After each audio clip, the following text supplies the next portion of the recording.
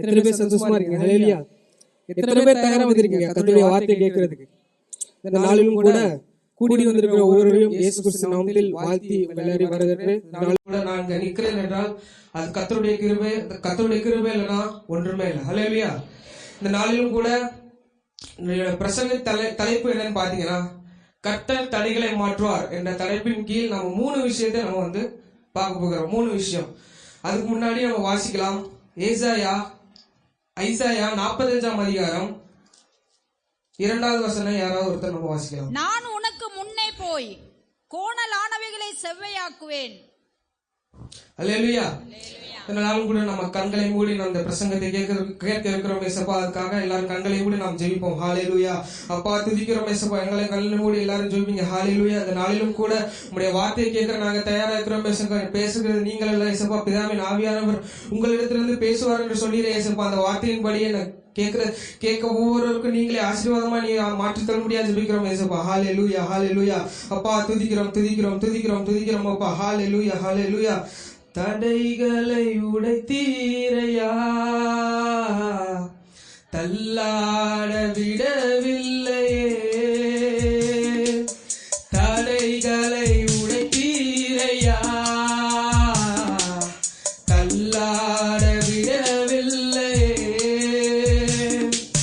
சோர்ந்து போன நேரமெல்லாம் தூக்கி என்னை சுமந்து வாக்கு தந்து தேற்றினீரே. சோர்ந்து போன நேரமெல்லாம் தூக்கி என்னை சுமந்து வாக்கு தந்து தேற்றினீரே. நன்றி நன்றி கோடி கோடி நன்றி ஐயா. நன்றி நன்றி ஐயா. கோடி கோடி நன்றி ஐயா. மறவாமல் நினைத்தீரையா, மனதார நன்றி சொல்வே. என்னை மறவாமல் நினைத்தீரையா, மறவாமல் நன்றி சொல்வே. இரவும் பகலும் என்னை நினைத்து இதுவரை நடத்தினீரே. இரவும் பகலும் என்னை நினைத்து இதுவரை நடத்தினீரே. நன்றி நன்றி ஐயா. கோடி கோடி நன்றி ஐயா. நன்றி நன்றி ஐயா. கோடி கோடி நன்றி ஐயா. நாம் மீண்டும் ஒரு தடவை அந்த வசனத்தை நாம் வாசிக்கலாம். நான் உனக்கு முன்னே போய் கோணலானவைகளை செவ்வையாக்குவேன். உன்னை பெயர் சொல்லி அழைக்கிற இஸ்ரவேலின் தேவனாகிய கர்த்தர் நானே என்று நீ அறியும்படிக்கு வெண்கல கதவுகளை உடைத்து இருப்பு தாழ்பால்களை முறித்து அந்தகாரத்தில் இருக்கிற பொக்கிஷங்களையும் ஒளிப்பிடத்தில் இருக்கிற புதையல்களை உனக்கு கொடுப்பேன். நான் என் தாசனாகிய யாக்கோபின் நிமித்தமும் நான் தெரிந்து கொண்ட இஸ்ரவேலின் நிமித்தமும் நான் உன்னை பெயர் சொல்லி அழைத்து நீ என்னை அறியாதிருந்தும் உனக்கு நாமம் தரித்தேன். இப்போ நம்ம லைஃப்ல நிறைய தடைகள் வரும், அப்படித்தானே? நம்ம எல்லாருக்குமே தெரியும். நம்ம வாழ்க்கையில நம்முடைய வாழ்க்கையில தடைகள் யாருக்குமே இல்லைன்னு நம்ம எல்லாருமே சொல்ல முடியாது.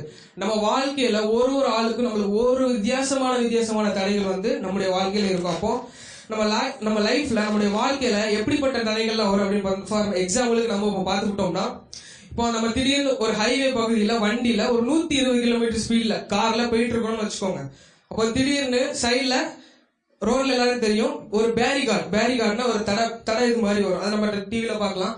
தடை மாதிரி வரும். அப்போ இந்த தடை நம்மளுக்கு கிட்ட வரும்போது நம்ம என்ன ஆகும், நம்மளோட ஸ்பீடு அது வண்டியில உட்கார்ந்துருக்கிறவங்களை விட வண்டியை டிரைவ் பண்றவங்களுக்கு தான் அது விஷயம் தெரியும். இப்ப நம்ம ஸ்பீடா போயிட்டு இருக்கிறோம். அப்ப திடீர்னு இந்த பேரிகார்டு இந்த தடை நிறுத்தம் வந்ததுன்னு வச்சுக்கோங்களேன், நம்ம வண்டி என்ன ஆகும், ஸ்லோ ஆகும். 120 கிலோமீட்டர் ஸ்பீட்ல இருக்கிற வண்டி அப்படி பாதியா 20 கிலோமீட்டர் ஸ்பீட். இதனால என்ன ஆகும், நம்ம பிரேக் பிடிக்க வேண்டியதா இருக்கும். அது மட்டும் இல்லாம 5ஆம் கியர்ல போயிட்டு இருக்க வண்டி அப்படியே 2ஆம் கியருக்கு மாறும். அப்போ இதனால என்ன ஆகுது, நம்மளுக்கு இந்த வண்டிக்கு என்ன ஆகுதுன்னு கேட்டீங்கன்னா, அப்போ நம்ம இதனால நம்மளுக்கு முதல்ல என்ன ஆகும், முதல்ல நம்ம போகக்கூடிய இடத்துக்கு வந்து நம்ம ஃபர்ஸ்ட் ஒழுங்கா போய் சேர முடியாது. ஃபர்ஸ்ட். ரெண்டாவது, நம்மளுக்கு நேரம் இதுல வேஸ்ட் ஆகும். மூணாவது, இதுல என்ன ஆகும்னா, வண்டி இருந்ததுனால நம்ம மறுபடியும் நம்ம செல்லணும். அப்போ இந்த 3 விஷயம் இருக்கிறதுனால இந்த தடைகள் வந்து நம்மளுக்கு மிகப்பெரிய இதா இந்த கார்ல இருக்குது. அப்போ நம்முடைய நம்ம வாழ்க்கை பயணத்திலயும் முதல்ல வந்து நம்மளுக்கு என்ன இருக்காது, ஃபர்ஸ்ட் இந்த தடை வந்துச்சுன்னா நம்மளுக்கு என்ன இருக்காது, முதல்ல பணம் இருக்காது.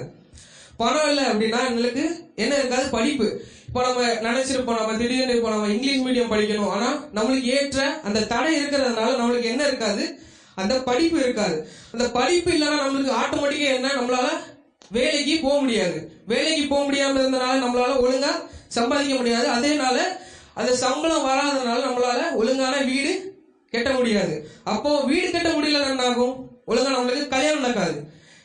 இப்ப இதெல்லாம் நம்ம நினைச்ச மாதிரி நம்மளால வாழ்க்கைய வந்து நம்மளால வாழ முடியாது. அப்போ நம்மளுடைய வாழ்க்கை என்பதை வந்து கர்த்தர் இடத்தில் நம்ம வந்து ஒப்பு கொடுக்கணும். அதுதான் நம்ம இப்ப ஏசியா 45:2 பாக்குறோம்.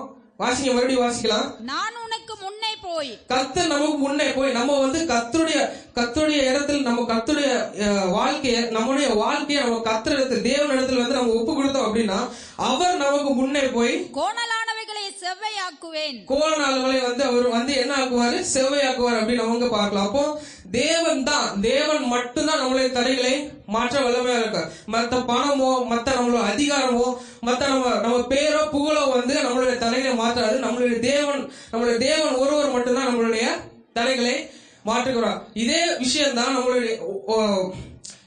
தான் பழைய ஏற்பாட்டு புத்தகத்துல நம்ம வந்து வாசிக்கலாம், தெரிந்து கொள்ளலாம். இப்போ வந்து பழைய ஏற்பாட்டு புத்தகத்துல எல்லாத்துக்கும் அந்த விஷயம் தெரியும். என்னன்னா, மோசே இருக்கிறாரு. முதல்ல எகிப்துல 430 வருஷம் அடிமைகளாக யார் இருந்தா, இஸ்ரவேல் ஜனங்கள் இருந்தாங்க. அதை மீட்கிறதுக்கு வந்து கர்த்தர் வந்து தேவன் வந்து யார் அனுப்புகிறார் அப்படின்னு பாத்தீங்கன்னா மோசே அனுப்புறாரு. அப்படிதானே, மோசே அனுப்புறார். அதே மாதிரி ஜனங்களை வந்து அவர் வந்து எகிப்துல இருந்து மீட்டு கொண்டு வந்து அடுத்து என்ன போகிறாரு, நிறைய தடைகள்லாம் வருது. மோசைக்கும் இஸ்ரவேல் ஜனங்களுக்கும் நிறைய தடைகள் வருது நம்ம அங்க பாக்குறோம். அதெல்லாம் தேவன் வந்து அவர் வந்து அற்புதமா அவர்களை வந்து பாதுகாக்கிறாரு. அது மட்டும் இல்லாம அதுக்கப்புறம் வந்து பாதி வழியில வந்து தலைவர் சேஞ்ச் ஆகுறாரு. மோசே வந்து மரித்து போகிறார். இப்ப யார் தலைமைத்துவம் கொடுக்கிறாரு, யோசுவா வந்து தலைமைத்துவம் கொடுக்கிறார். அந்த நேரத்துல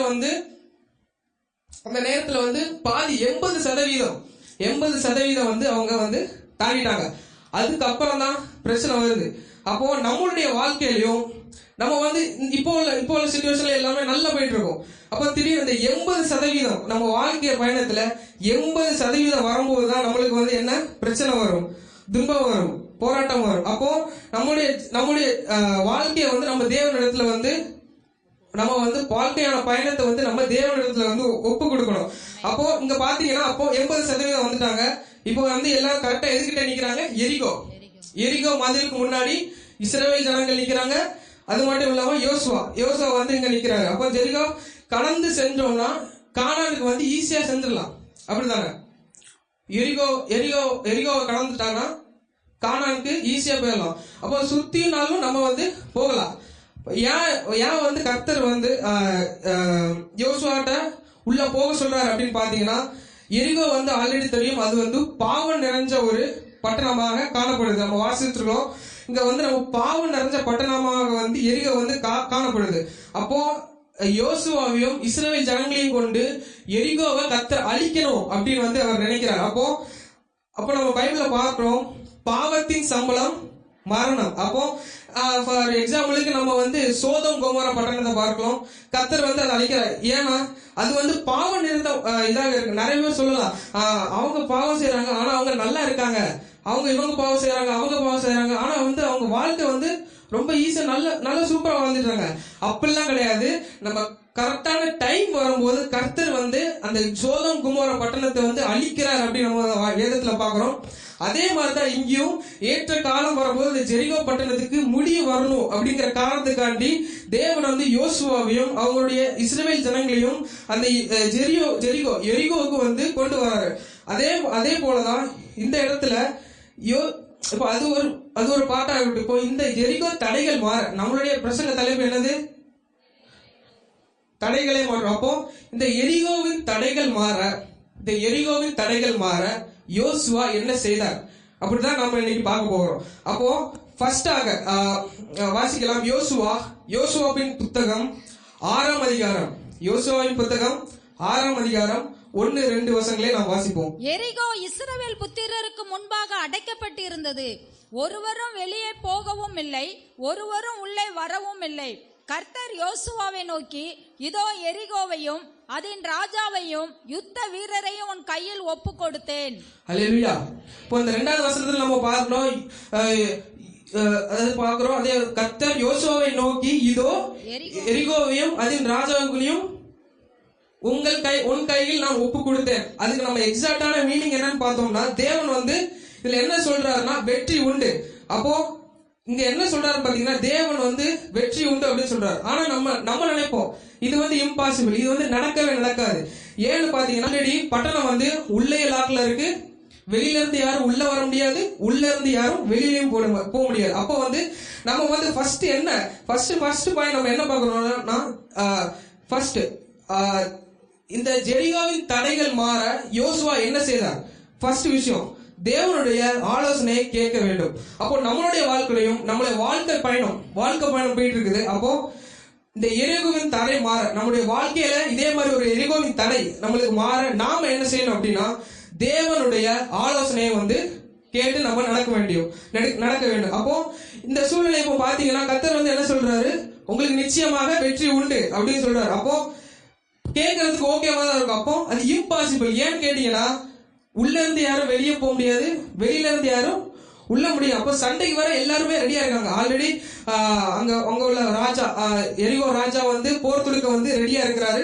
2 பேருமே இப்போ வந்து ஒரு சிக்கல்ல வந்து இருக்கிறாங்க. அப்போ பைபிள்ல வந்து கர்த்தருடைய ஆலோசனையை கேட்டு நிறைவேறின சம்பவங்கள் நிறைய இருக்குது. அப்போ எக்ஸாம்பிளுக்கு மோசே, இதே சம்பவத்துல மோசேயோட இதுல பார்க்கலாம். செங்கடல் முன்பாக அவங்க நிக்கிறாங்க, இஸ்ரவேல் ஜனங்கள் நிக்கிறாங்க, மோசே வந்து செங்கடல் முன்னாடி நிக்கிறாங்க, பார்வோன் சேனை வந்து பின்னாடி துரத்தி வந்துட்டு இருக்காங்க. அப்போ கர்த்தர் மக்களோட மைண்ட் செட் எப்படி இருந்துச்சுன்னா, கர்த்தர் என்ன சொன்ன, தேவன் என்ன சொன்னாரு? கோல்களை நீட்டி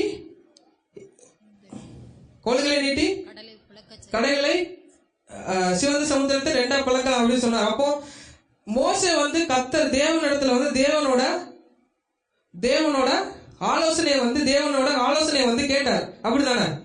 தேவனோட ஆலோசனையை வந்து யாரு கேட்டா? மோசே கேட்டனால அப்போ அங்குள்ள மக்களோட மைண்ட் செட் எப்படி இருந்ததுன்னா, டோட்டலா அன்பிலீவபிள், அதே மாதிரி இம்பாசிபிள், அது வந்து நடக்கவே நடக்காது அப்படின்னு வந்து அவங்க நினைச்சிட்டு இருந்தாங்க. ஆனா தேவன் சொன்னதை மோசே கேட்டதுனால அந்த கோலை நீட்டினோட செங்கடல் வந்து என்னாச்சு? 2ஆக பிளந்துச்சு. அதே மாதிரி இதே இந்த சிச்சுவேஷன்ல வந்து காடைகளுக்கு வந்து தேவன் போஷிச்சார் அல்லவா? காடைகளுக்கு வந்து போஷிச்சார். அப்போ 27 லட்ச ஜனங்கள் வந்து, அது காடை வந்து எவ்வளவு புறா மாதிரி இருக்கும், சின்னதா இருக்கும், 1/2 கிலோ அந்த மாதிரி தான் இருக்கும். ஒரு ஆளுக்கு 1 கிலோ எடுத்துக்கிட்டாலுமே 3 நாள் வந்து தேவன் வந்து அதை போஷித்தாரு.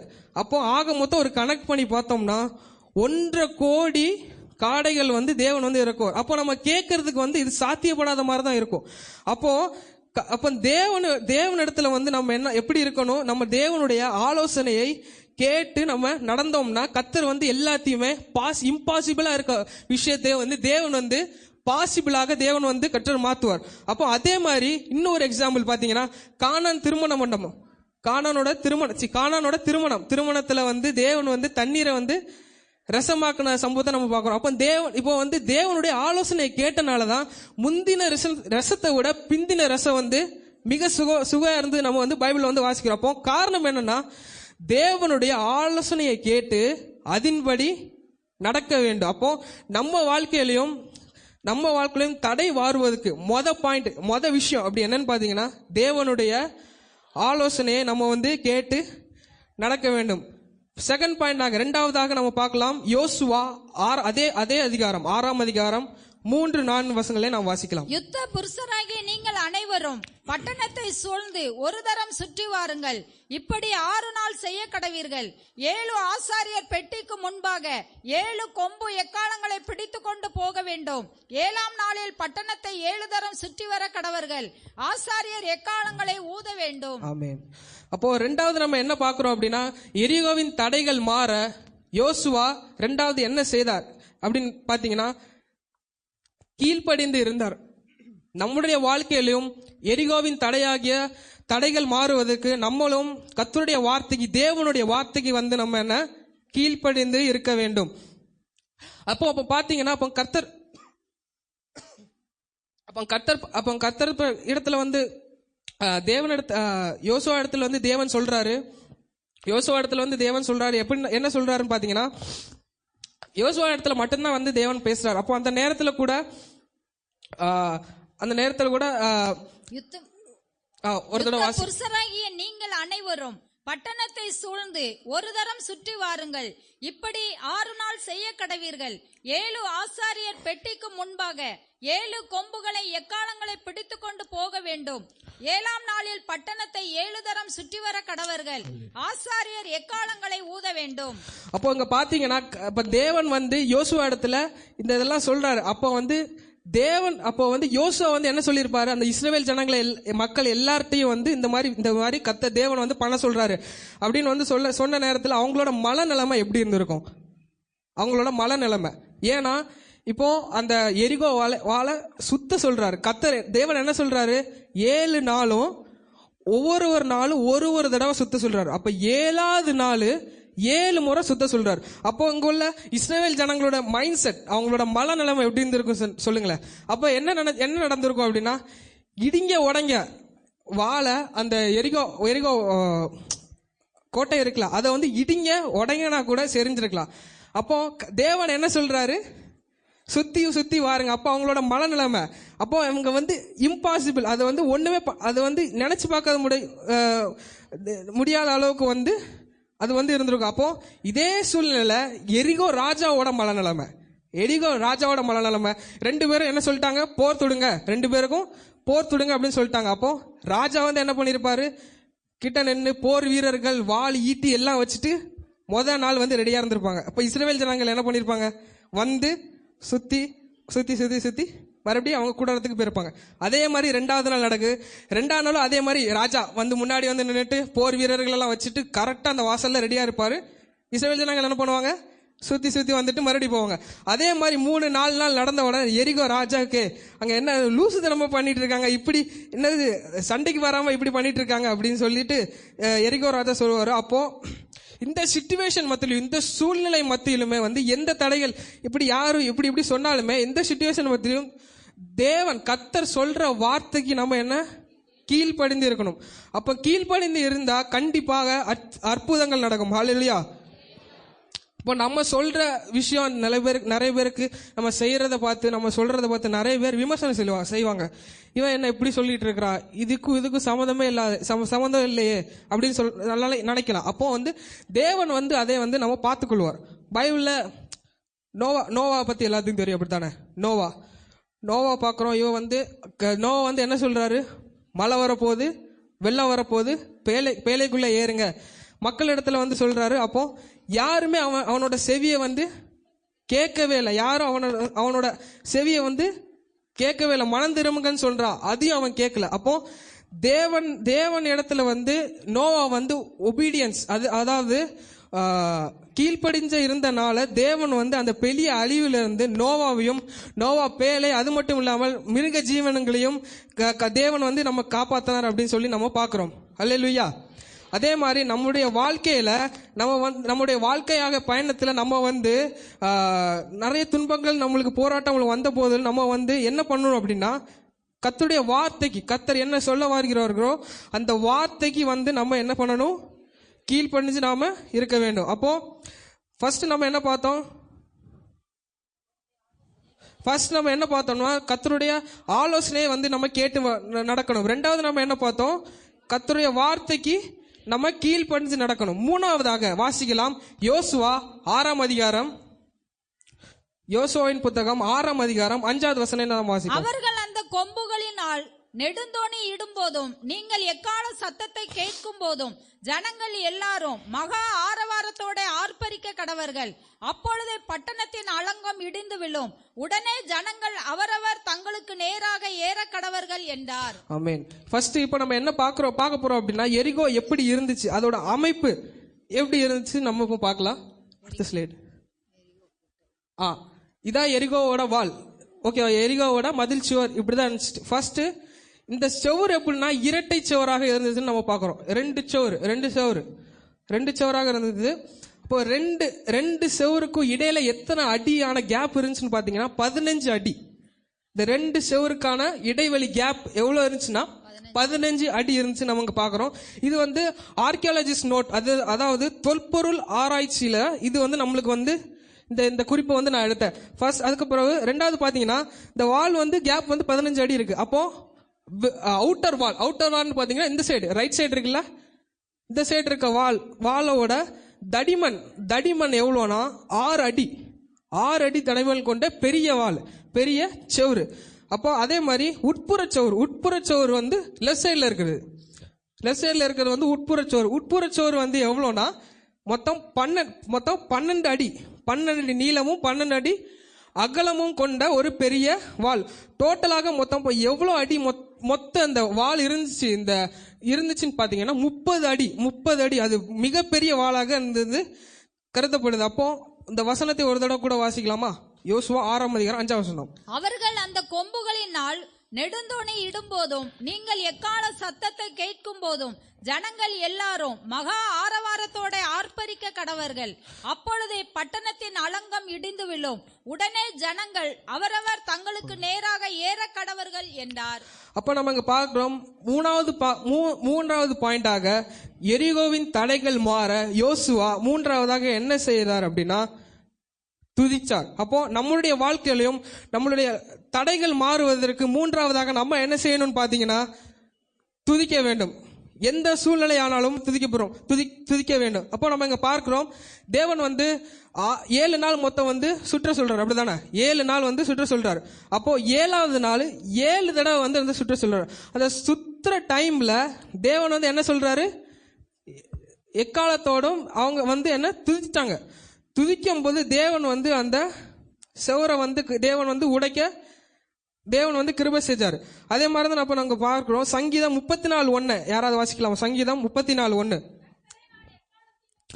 கர்த்தரை நான் எக்காலத்திலும் ஸ்தோத்தரிப்பேன், அவர் துதி எப்போதும் என் வாயில் இருக்கும். அப்போ கர்த்தரை வந்து துதிக்கும் போது துதிக்கணும்னா என்ன நம்மளுக்கு துன்பங்கள் பிரச்சனைகள் வந்தாலும் நம்ம வந்து கர்த்தரை வந்து துதிக்க வந்து நம்ம பழகிக்கணும்.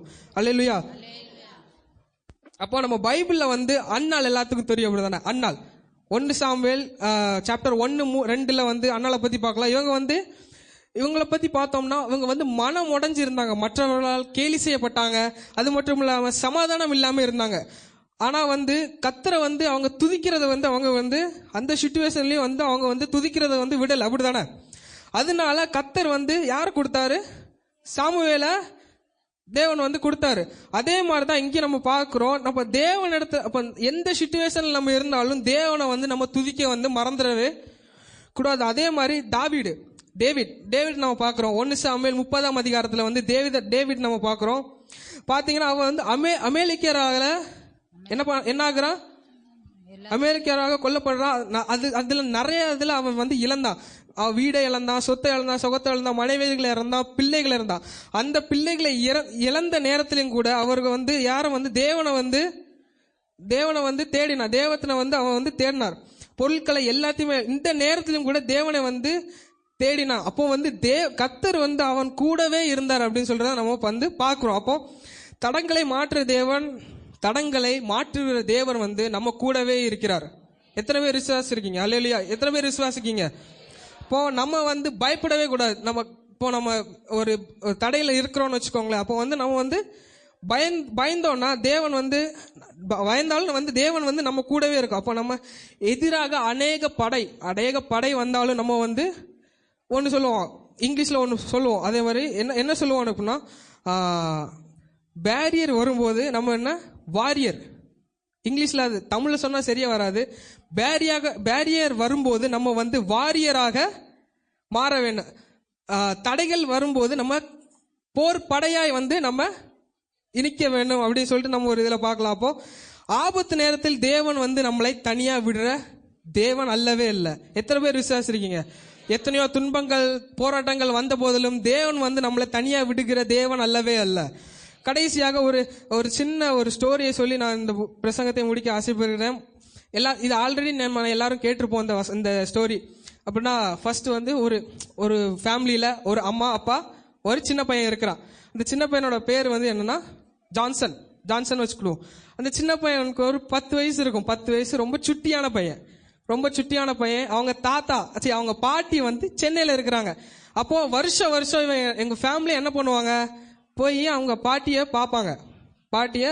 அப்போ இந்த தடவை இந்த பையனுக்கு என்ன ஆசை அப்படின்னு கேட்டீங்கன்னா, தனியா போய் அந்த எங்க பாட்டியை வந்து பார்க்கணும் அப்படின்னு சொல்லிட்டு தனியா அவங்க அப்பாட்டெல்லாம் பெர்மிஷன் கேட்டு போவோம். அந்த நேரத்திலும் கூட அவங்க அப்பா சரி ஓகே அப்படின்னு சொல்லிடுவாங்க. அப்போ அந்த நாள் வருது, கரெக்டான அந்த நாள் வருது. அப்பாவும் மகனும் வந்து ரயில்வே ஸ்டேஷன்ல வந்து ஏத்துறதுக்கு, ரயில்வே ஸ்டேஷன்ல போய் கொண்டு விடுறதுக்கு வந்து இருக்கிறாங்க. அந்த டைம்ல வந்து அப்பா இந்த மாதிரி இன்ஸ்ட்ரக்ஷன்லாம் சொல்றாங்க, தம்பி தனியா போகாத, அங்க ஜான்சன் அங்க போகாத, தனியா இருக்காத, யார்கிட்டையும் பேசாத, எது வாங்கி கொடுத்தாலும் ட்ரெயின்ல சாப்பிடாத, தனியா பாத்ரூம் போகாத, அந்த மாதிரி விஷயம் எல்லாம் சொன்ன உடனே அவன் வந்து சரிப்பா அப்படின்னு கேட்டு கரெக்டா ட்ரெயின் கிளம்பக்கூடிய சமயத்துல அவன் அப்பாவோட கையில இருந்து ஒரு பாக்கெட்ல இருந்து ஒரு பேப்பர் எடுத்து அவனோட ஷர்ட்ல வச்சு விடுவார். அவனுக்கு அந்த டைம் அவன் கான்சன்ட்ரேட் பண்ண மாட்டான். அதுக்கப்புறம் என்ன நடக்கும் அப்படின்னு பாத்தீங்கன்னா, ட்ரெயின் அடுத்து கிளம்பும். அப்படி கிளம்பி மதுரை அந்த மாதிரி டைம்ல போயிட்டு இருக்கும் போது அந்த பேசிட்டு இருக்கும் போது கிட்ட உள்ளவங்க எல்லாம் கேட்பாங்க. கிட்ட உள்ளவங்க அப்பா கிட்ட பேசிட்டு இருக்கும்போது அந்த கிட்ட உள்ளவங்க கேட்டுக்கிட்டே இருப்பாங்க, ஏன்னா தனியா வந்திருக்கான் அப்படின்னு. அப்போ கொஞ்சம் கொஞ்சமா ட்ரெயின் போயிட்டு இருக்க சமயத்துல வந்து கிட்ட உள்ளவங்க எல்லாம் பேச ஆரம்பிக்கிறாங்க. அப்பா தம்பி நீ தனியா தான் வந்தியா அப்படின்னு கொஞ்சம் கொஞ்சமா பேசி இந்த பிஸ்கட் எல்லாம் கொடுக்கும் போது அவன் எடுக்கலன்னு, உங்க அப்பா எடுக்க கூடாதுன்னு சொல்லியிருக்காருல அப்படின்னு சொன்னோடனே அவனுக்கு ரொம்ப பயமாயிரும்.